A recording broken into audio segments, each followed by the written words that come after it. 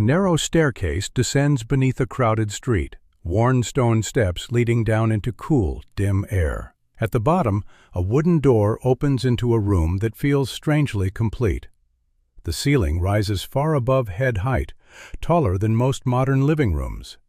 Arched windows line one wall, yet outside those windows there is only packed earth. The floor is finished with tile. The walls hold iron hooks and gaslight fixtures. A fireplace sits intact in the corner. It looks like a place where people once lived, worked, and gathered. And yet today it is called a basement. The official explanation is familiar and practical. Cities grow upward over time. Streets are repaved. Infrastructure is replaced. New layers accumulate above old ones. Buildings settle. Soil shifts. Owners remodel. Rooms that were once at ground level slowly become buried beneath rising pavement and expanding utilities. What remains below is reclassified as storage, cellar, or foundation space. The story is simple. Urban life is messy. Change is constant. The ground level moves. There is truth in that explanation. Streets do rise.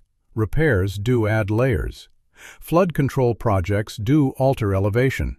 But when investigators begin to measure the spaces beneath historic districts, a contradiction appears. These rooms are not shallow cavities carved after construction.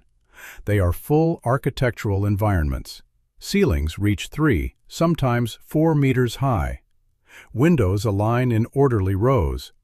Decorative trim remains visible above the buried line. Staircases connect to sealed entrances that once opened directly onto the street. The scale feels deliberate. The finish feels permanent. The design feels public. That contradiction leads to a quieter theory. Not dramatic, not sensational, simply investigative. There is a possibility that many underground rooms in old cities were never intended to be underground at all. They were built as ordinary ground floors, fully functional, fully furnished, and fully integrated into daily life. Something changed later. The surface level moved. The classification changed. The memory shifted. What remains is architecture without context. The record shows the pattern clearly in early photographs. In city after city, images from the 19th century reveal storefronts with doors and windows sitting at the same level as the street. Years later, photographs from the same location show those same openings partially buried. Brick arches are cut in half by soil. Window frames disappear below pavement. New sidewalks appear higher than the original thresholds. The buildings did not shrink. The street did not sink evenly. The line between inside and outside moved upward. The stone remembers. Measurements confirm what the photographs suggest. In parts of Chicago, engineers documented street elevations rising between 1 and 3 meters during redevelopment projects in the mid-1800s. Entire blocks were lifted using mechanical jacks to create space for sewer systems beneath them. New roadbeds were built above the original grade. Beneath those raised streets, former ground floors became basements. The work was recorded in municipal reports, not hidden in secrecy. It was expensive, labor-intensive, and widely discussed. But the scale was enormous. What matters is not that a single city raised its streets. What matters is how often the same transformation appears elsewhere, sometimes without detailed explanation. In Seattle, a fire destroyed the Central District in 1889. Reconstruction followed quickly. New streets were built higher to improve drainage. Pedestrian walkways formed at the new level, while the old sidewalks remained below, connected by ladders and stairways. Over time, the lower level was abandoned.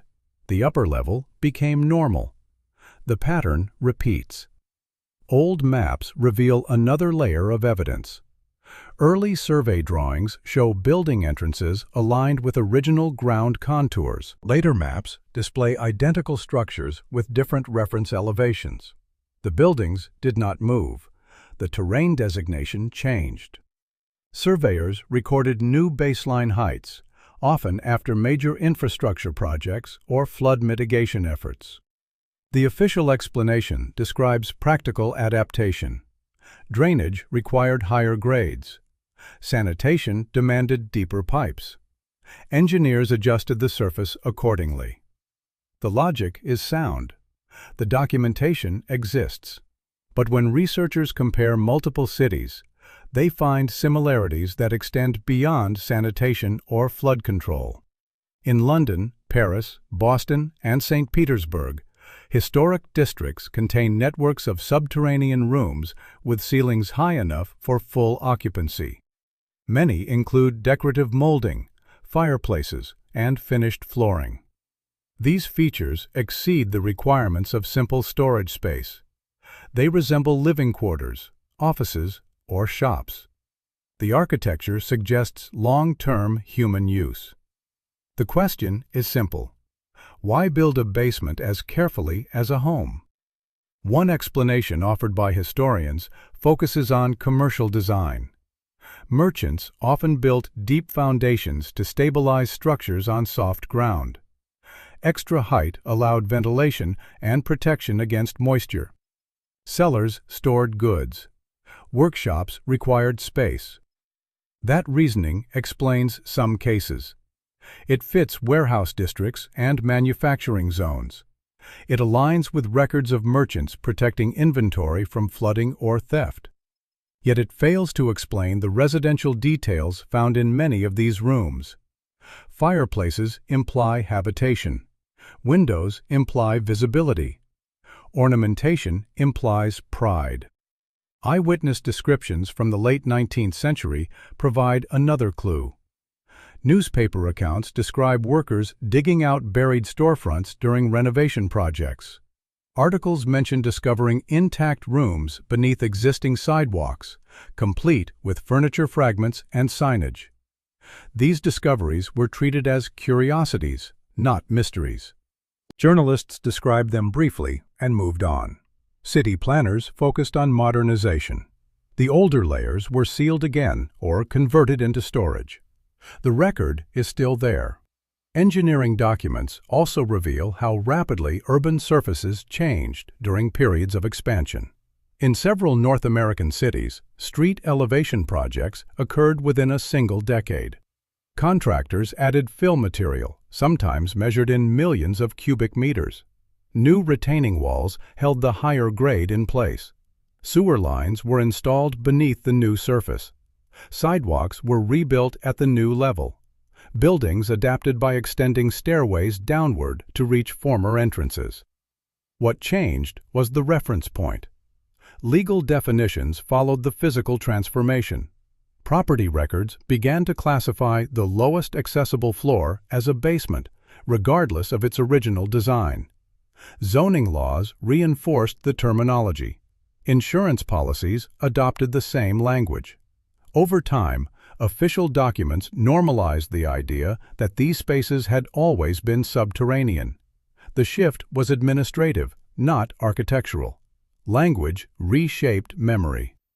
Geological evidence supports part of the official narrative. Soil accumulation does occur naturally. Dust settles. Floods deposit sediment. Wind carries debris. In river valleys and coastal regions, ground levels can rise gradually over centuries. Archaeologists often find ancient settlements buried beneath layers of earth. This process is real and measurable. It explains why older structures sometimes appear lower than surrounding terrain. But natural accumulation is slow. It leaves uneven patterns. It does not produce uniform street elevations within a few years. One evidence block often cited by mainstream researchers focuses on deliberate urban engineering. They argue that raised streets improved sanitation in crowded industrial cities.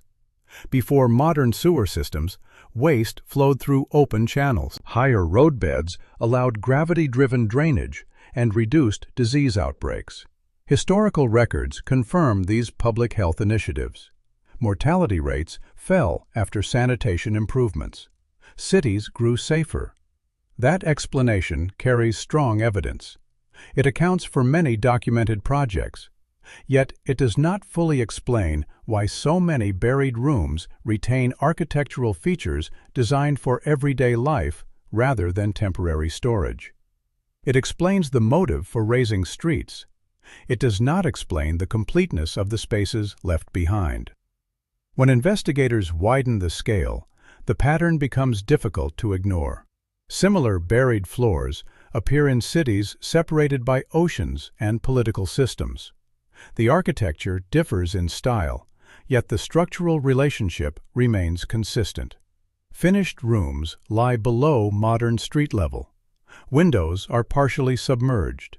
Doors lead to staircases descending into former public spaces.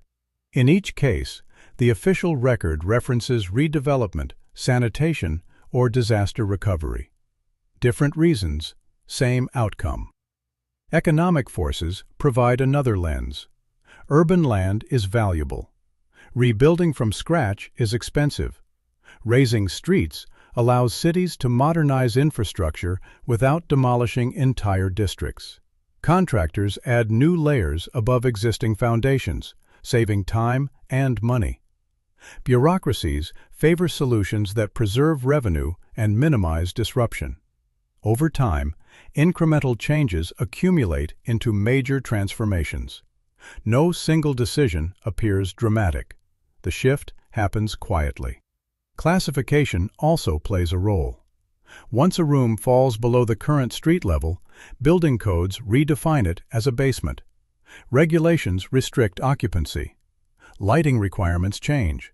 Access becomes limited. Property owners adapt by converting the space into storage or mechanical rooms. Future generations inherit the classification without questioning its origin. The label becomes permanent. The pattern does not disappear. Photographic archives from the early 20th century show another subtle detail. In many cities, workers installing new utilities exposed buried windows and doors along excavation trenches. Temporary wooden walkways bridged the gap between old entrances and new street surfaces. These images captured transitional moments when two ground levels coexisted. Within a few years, the lower level vanished from public view. Soil and concrete sealed the difference. What remains is the upper surface. Archaeological surveys add one more layer of evidence. Excavations beneath historic districts often uncover intact floor surfaces directly below modern pavement. Researchers document wear patterns consistent with foot traffic. Door thresholds show smooth erosion from repeated use. Decorative stone steps align precisely with original street lines recorded on early maps. These findings indicate sustained activity at the lower level before burial. The stone remembers. None of this requires a dramatic conspiracy. There is no need for secret meetings or hidden orders. Cities evolve through practical decisions. Engineers respond to floods. Officials respond to fires. Legislators respond to sanitation crises. Contractors respond to budgets. Each response solves an immediate problem. Over decades, the cumulative effect transforms the landscape. Institutional memory fades. The infrastructure remains. There is also the matter of perception. Modern residents experience the city at its current level. They rarely see what lies beneath. When they descend into a basement, they assume it was always meant to be below ground. The architecture feels ordinary. The classification feels obvious. Few people measure ceiling height or examine buried window arches. Fewer still compare old maps to modern street elevations. Absence of attention becomes absence of question. Historians studying urban development often focus on major events: fires, floods, or industrial expansion. These narratives emphasize progress and recovery. They celebrate engineering achievements. They rarely linger on the transitional spaces left behind. Basements become footnotes. Storage rooms become infrastructure. The everyday transformation of ground level receives little scrutiny. What changed was the explanation. As researchers compile records from multiple cities, a quiet consistency emerges. Former ground floors now sit beneath pavement in districts built before large-scale infrastructure modernization. The architectural features match those of street-level spaces. The timing aligns with periods of rapid urban change. The documentation exists in municipal archives, engineering reports, and survey maps. The pattern repeats. This accumulation of evidence leads to a reframing of the familiar. The question is no longer whether underground rooms exist. They are documented. The question is, how many of them were once visible parts of the city above? The answer appears larger than most people expect. Entire layers of urban life may have been absorbed into the foundation of modern streets, not erased, not destroyed, simply reclassified. Walk through any historic district today and look closely at the base of the buildings. Notice the half-buried windows. Observe the staircases descending below sidewalk level. Examine the stonework where decorative trim disappears into the pavement. These details are not accidents. They are remnants of an earlier surface. The record is still there. In the end, the mystery is less about hidden rooms and more about shifting ground. Cities did not hide these spaces intentionally. They adapted. They rebuilt.